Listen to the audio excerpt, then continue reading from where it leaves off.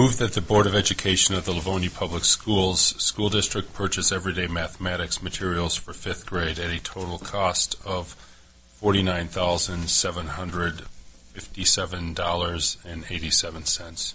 Support. We have a motion on the floor made by Mr. Oak and supported by Mr. Lassard. Are there any questions at this time?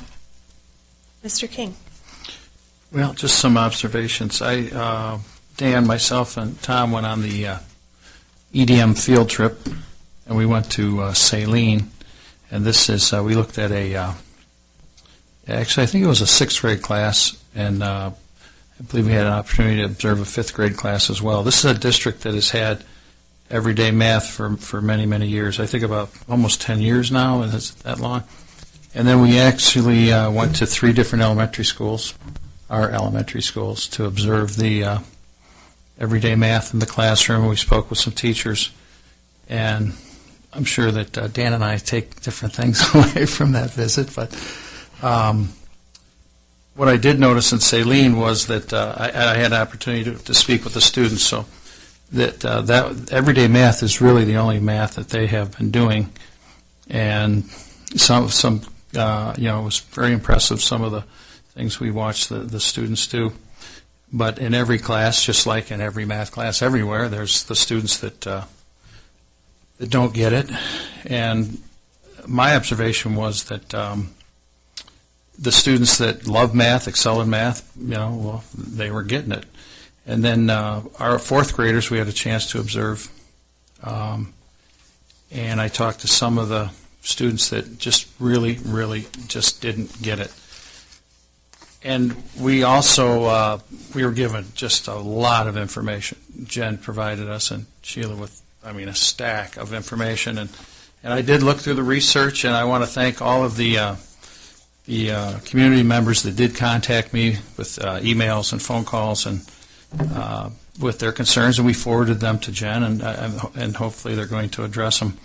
But I just wanted to share a couple of things that jumped out at the research that I looked at, which was a mountain of data, and just 3 things. We must recognize that some students have more difficulty in mathematics and provide them with an alternative framework, and I'm wondering how well EDM does that. Build deep understanding through multi-steps and concrete illustrations. And the third recommendation from some of these people was teachers should be required to demonstrate mathematics skills before they begin teacher training. And this the only other thing that jumps out at me. Most of the research was put a positive light on some of this stuff, but the one thing I highlighted, it said it should be kept in mind that this study considered grouped data only. It did not address the question of how individual students react to EDM. Parents may still be the best judges of how well EDM meets their children's needs. And this is, with all my observations, and I put a lot of time into this. I put a ton of time into this. And I think the reason this is even coming forward is because of the 99C funds that became available, and there is an expiration date on those. But Jen, and she assured me that if we didn't adopt this in 5th grade, that she'll be able to spend those funds in a very positive way, helping our 5th grade teachers with the math curriculum next year. And at this time, I'm not going to support this adoption. Mr. Lassard? Thank you.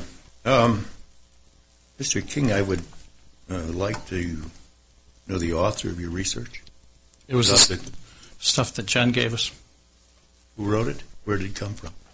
Everyday Mathematics Research Basics. It's everyone. Really? Yeah, you got this. I thought we were talking about art. Come on. Who wrote it? Who wrote it? I will see if there's an author on here. It's a research summary that was provided by Jen Abler, so maybe she can tell us who wrote it. The Johnson brothers. That's who wrote it. All Johnson right. and Johnson. All right. Thank you. For that research. Yes, this was Stevenson and Stigler, 92, Stigler and Perry, 1988. This was stuff that was provided to me from... Right. And I didn't recall it. That's why I asked. Well, no, you should. As you said, there was a mountain of stuff there, and I didn't recall those passages.